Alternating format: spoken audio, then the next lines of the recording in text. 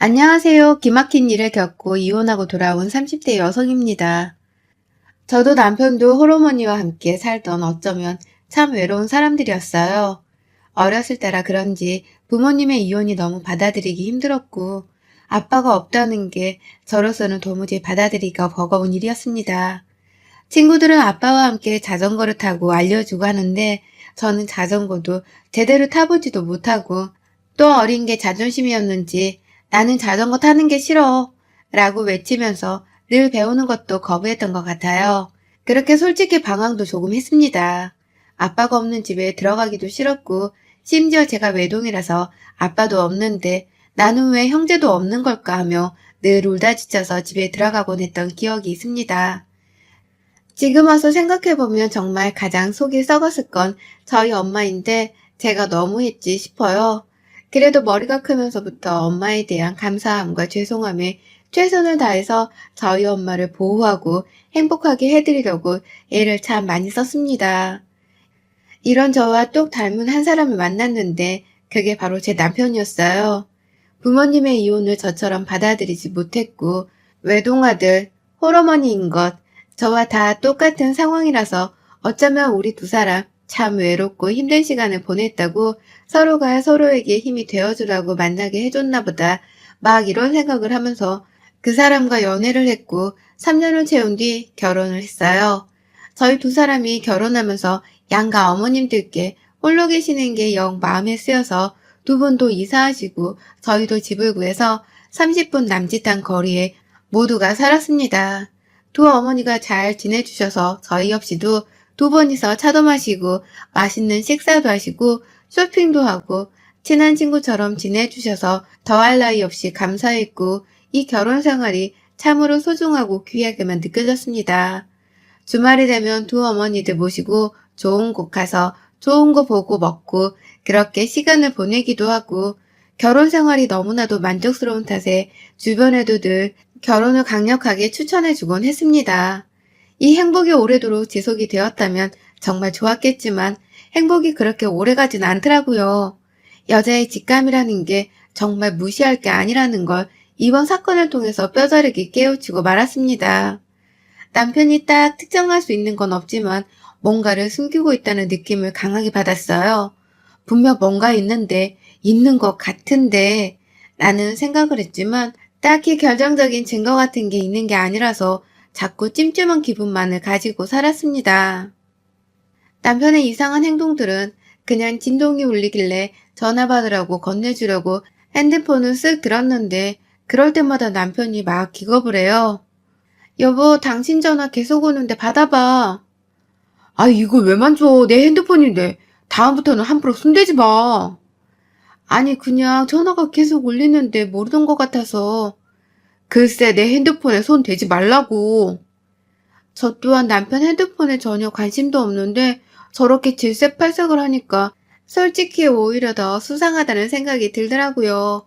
이뿐 아니라 결혼하고 칼퇴를 밥 먹듯이 하던 남편이 조금씩 이런저런 핑계로 귀가 시간이 늦어져서 설마 이 인간 바람이라도 피는 건가 싶은 마음에 남편의 행동들을 아주 주의 깊게 살펴봤습니다. 그런데 하루는 술을 잔뜩 마시고 들어와서 저에게 이런 말을 하더라고요. 미연아, 넌 내가 어떤 사람인 것 같아?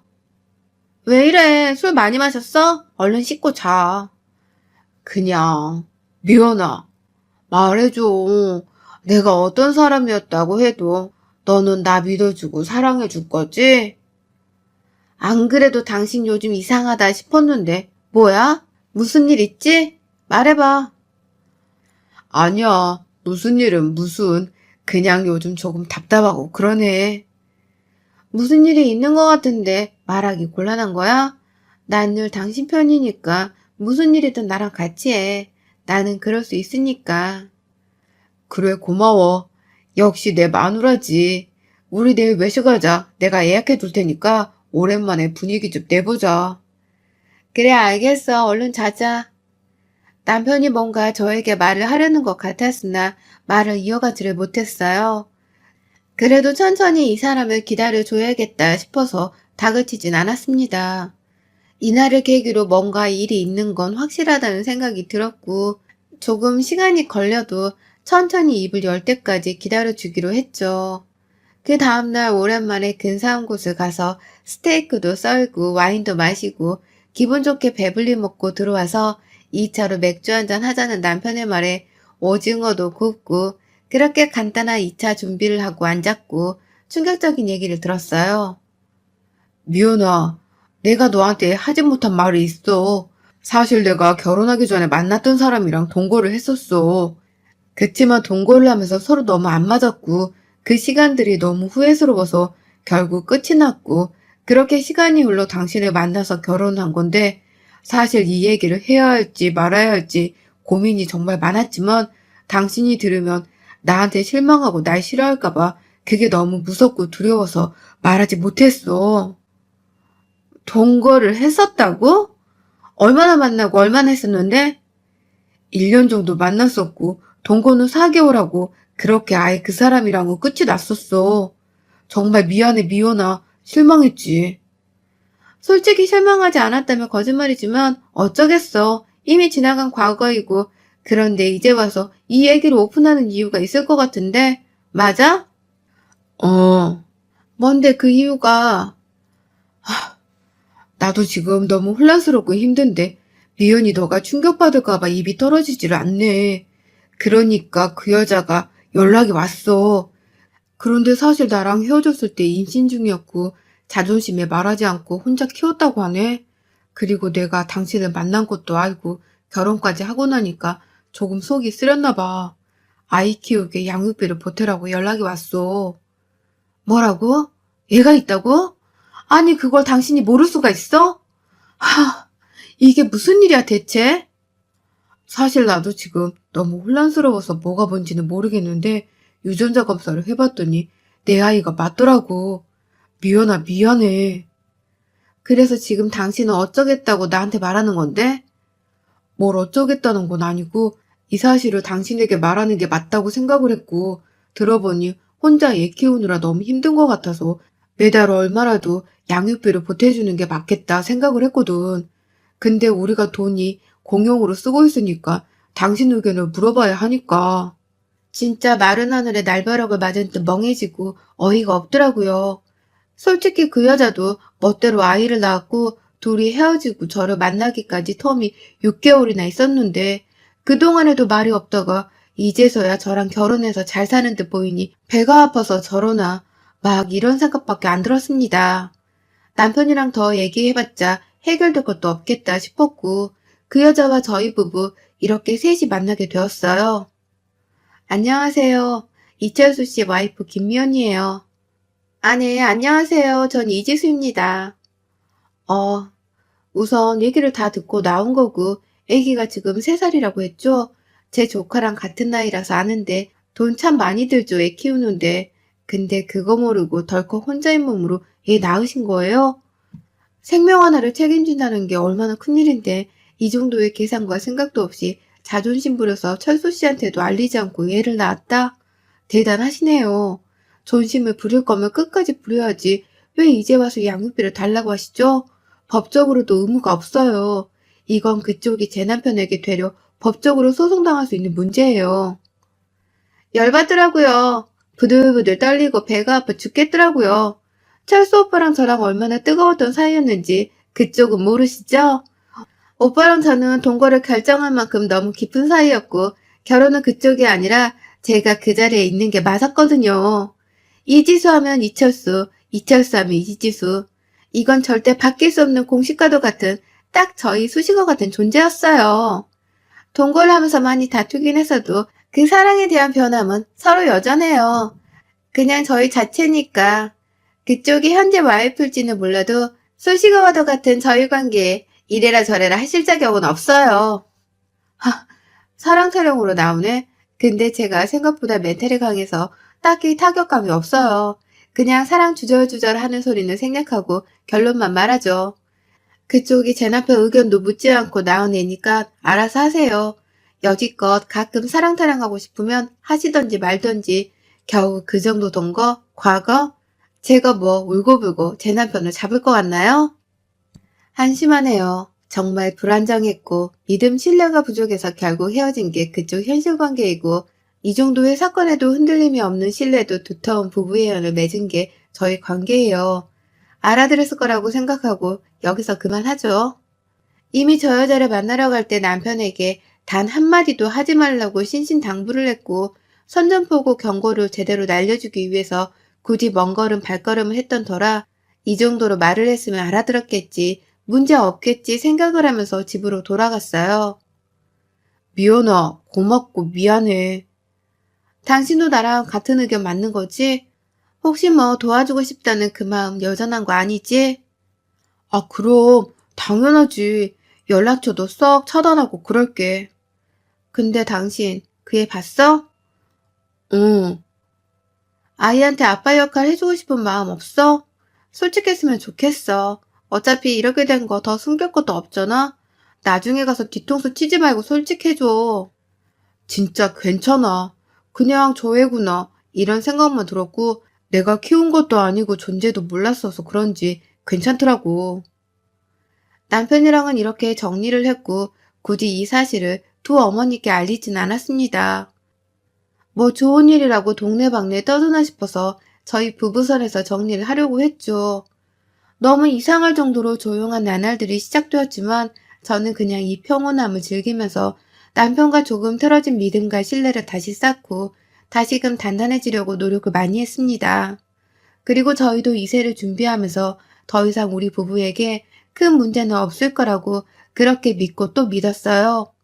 스트레스도 풀 겸 지인을 만나서 쇼핑을 하고 밥 먹고 그렇게 시간을 보내다 날도 추워지고 해서 저희 친정엄마 거 스카프 하나를 사다 문득 시모가 생각나서 시모꽃도 하나 더 사고 얼굴도 볼 겸 겸사겸사 시댁으로 갔습니다. 평소에도 비밀번호를 오픈하고 늘 누르고 들어갔기에 그날도 당연히 누르고 깜짝 서프라이즈로 시댁에 갔는데 꼭 오늘 시댁에 가고 싶던 여자의 직감은 정말 무시할 수 없었는지 엄청난 광경을 보게 되었습니다. 그 여자랑 시모 그리고 아이와 남편이 밥을 먹고 있더라고요. 그것도 너무 편안한 차림으로 말이죠.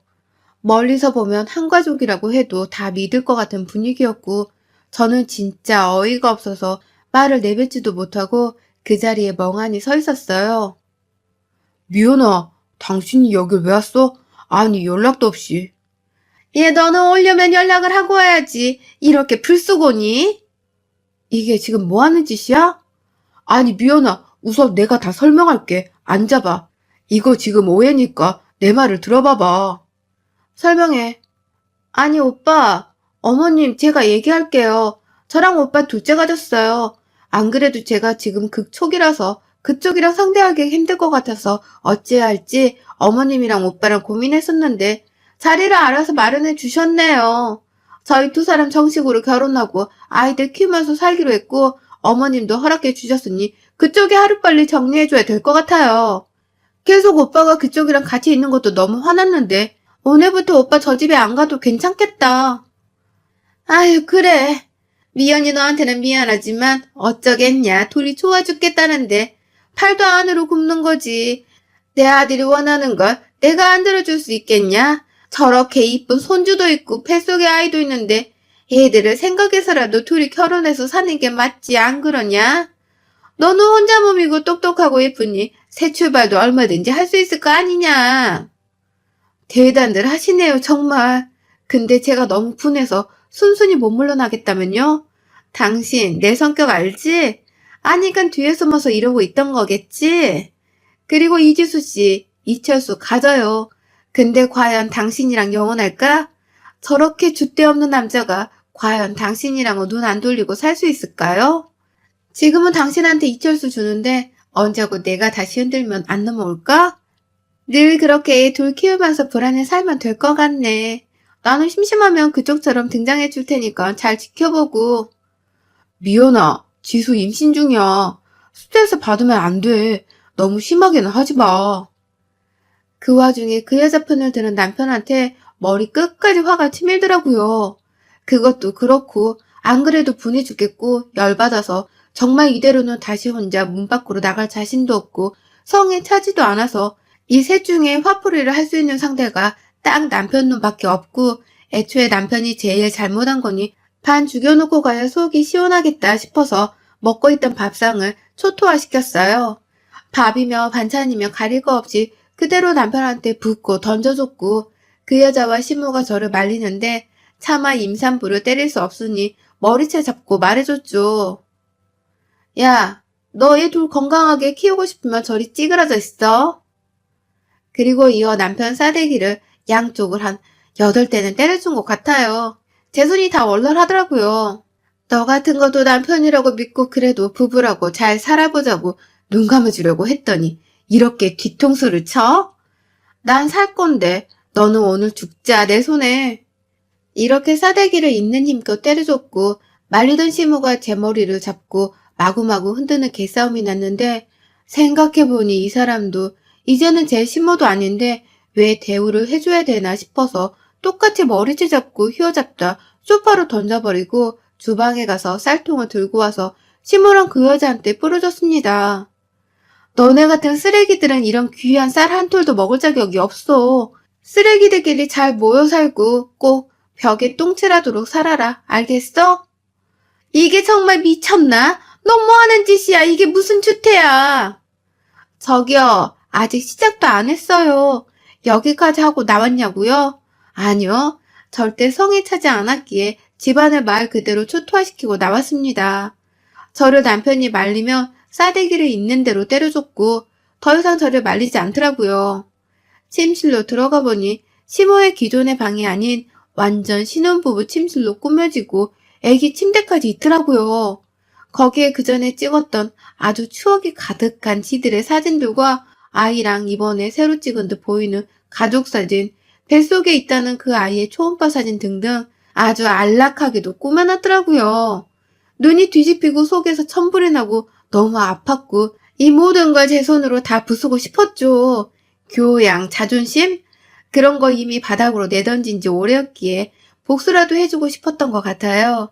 화장대부터 시작해서 싹 쓸어서 바닥으로 다 뒤집어 버렸고 제가 이렇게 과격한 행동을 하니 방 안에 있던 애가 남아서 울더라고요.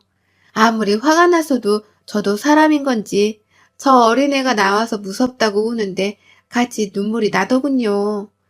지 새끼가 나와서 무섭다고 우니까 그 여자는 제발 그만하라고 소리를 치고 시모도 저한테 미친년이 따로 없다고 경찰 부르라고 난리를 치는데 제가 바닥에 주저앉아 우니 그 사람이 저를 껴안으면서 말하더라고요. 미연아, 정말 미안해. 내가 정말 너한테 평생 속죄하면서 살게. 정말 미안해. 이렇게 끝이 나면 참 좋았겠지만 이세 준비를 하던 중에 벌어진 일이었고 뒤늦게 이혼 준비를 하던 중에 제 임신 사실을 알게 되었어요. 하늘이 무너지는 것 같았고 정말 딱 더 이상 숨쉬기 싫었던 그 비참한 심정으로 저 홀로 사실을 알리지 않은 채 키우려 했지만 그 사람에게 알리고 싶더라고요. 그래서 말했어요. 철수 씨, 나 임신이래. 뭐? 그게 정말이야? 당신 둘째랑 비슷하네. 아니, 우선 내가 갈게 집으로. 잡을 생각? 다시 만날 생각? 죽어도 없었죠. 저런 버러지 같은 사람이랑 아이를 낳고는 절대 못 살죠. 당연히 제가 홀로 이 아이를 책임지고 키우려고 했지만 그 여자도 남편도 시모도 모두 제가 겪는 고통을 느꼈으면 하는 마음으로 알린 겁니다. 그 짧은 사이에 그 여자랑 살면서 너무나도 힘들었던 남편은 제발 우리 다시 잘해보자며 저에게 빌었습니다. 정말 소름이 끼쳤습니다. 미연아, 정말 내가 미쳤던 것 같아. 그냥 나는 솔직히 지수보다는 애들 때문에 애들이 하나도 아니고 둘이니까 내가 책임지는 게 맞다고 생각을 했던 것 같아. 근데 도저히 지수 쟤랑은 못 살겠어. 이렇게 당신이 임신도 한 거 보니 하늘의 뜻인 것 같아. 내가 평생 당신 곁에서 아이랑 당신을 위해서만 살 테니까 우리 모든 걸 다 다시 시작해보자, 여보. 이제서야 안 맞니, 그 여자랑? 당신은 너무 멀리 갔어. 당신에게 말한 이유는 평생 괴로워하면서 살으라고 단 하루도 마음 편한 날 없이 그렇게 어딘가에서 자라고 있을 네 아이와 네가 처참하게 버린 여자를 떠올리면서 그렇게 살아. 울고 불고 난리를 치는 남편과 이 소식을 접한 시몬은 저에게 장문의 문자와 전화가 미친 듯이 왔고, 후에 알게 된 내용인데 저 여자가 시모와 남편이랑 매일같이 싸우고 너무 안 맞았다고 하네요. 가정적이지도 못했고, 그래서 결국 이 둘은 시작도 못하고 쫑이 났고, 그 가졌다는 둘째도 그 여자가 아이를 지워버렸다고 해요. 발목 잡으려고 했는데 너 같은 거랑 못 살겠다며 얘도 필요 없다고 지웠다는데, 과연 이게 아이를 키우는 엄마 입에서 나올 수 있는 말인지 너무 충격적이긴 했지만, 임신 중이었기에 최대한으로 신경을 쓰지 않으려고 애쓰며 시간을 보냈습니다. 하루가 멀다 하고 시무와 남편이 찾아와서 빌고 또 빌고 그러는 동에 스트레스가 너무 심해졌고, 혹여나 아이에게 악영향이 미치지 않을까 싶어서 친정엄마랑 상의 끝에 주거지부터 연락처 모든 걸 싹 옮겨버렸습니다. 제가 어디 있는지를 알면 언제 어떤 방법으로 저와 아이에게 접근할지 모른다는 생각에 그게 너무 싫었거든요. 친정엄마랑 더 큰 집으로 이사를 하고 함께 살기로 했는데, 처음에는 저희 엄마께서 너무 무너지시고 힘겨워하셨지만 제가 씩씩하게 잘 견뎌내는 모습에 엄마도 조금씩 힘을 내고 계시더라고요. 엄마가 제 친구이고 남편이고 아빠이고 엄마이고, 그렇게 저희 두 사람과 아이 이렇게 살고 있습니다. 아이가 태어나고 제가 정말 아무것도 몰랐기에 힘들었던 부분이 한두 개가 아니었는데, 친정엄마 찬스로 함께 아이를 키워나가고 있어요. 아이를 키우기 위해서 벌이가 있어야 하기 때문에 고심 끝에 집 근처에 가게를 내서 엄마랑 저랑 교대로 한식집 하나를 운영하면서 살고 있답니다. 사실 태어나서 가장 불행했고 아팠던 일이었거든요. 남편을 정말 많이 사랑했고 신뢰했고 존경도 해서 처음 저 사실을 알았을 때도 속상함에 나몰래 참 많이 울었지만, 그래도 우리 부부가 잘 헤쳐나가면 된다고 생각을 했기 때문에 그렇게 해보려고 했지만, 결국 이렇게 제 뒤통수를 치고 그 여자를 택한 남편 때문에 모든 게 무너졌던 것 같습니다. 지금이야 뭐 사랑이랑 감정이나 미련 같은 것도 없을 만큼 저희 친정엄마와 아이만 바라보면서 그렇게 살고 있지만, 아이 얼굴을 보면 그 사람의 얼굴이 겹쳐서 그럴 때는 가끔 그때의 감정이 떠오르긴 해요. 그 사람을 참 많이 닮은 아이지만 인성만큼은 그 사람을 닮지 않기를 바래서 귀한 아이만큼 오냐오냐 하지 않고 올바르게 성장시키기 위해서 노력하는 엄마가 되려고 해요. 그리고 아빠의 빈자리를 느낄 틈 없이 온몸을 다해 사랑으로 이 아이를 예쁘게 키우려고 합니다. 제 사연이 답답하기도 하고 폭력적인 게 있어서 놀라기도 하셨을 테지만, 우리 아이가 건강하고 올바르게 예쁘게 성장할 수 있도록, 그리고 제가 좋은 엄마가 될 수 있도록 많은 응원 부탁드리겠습니다. 여러분의 생각은 댓글로 남겨주세요. 오늘도 시청해주셔서 정말 감사합니다.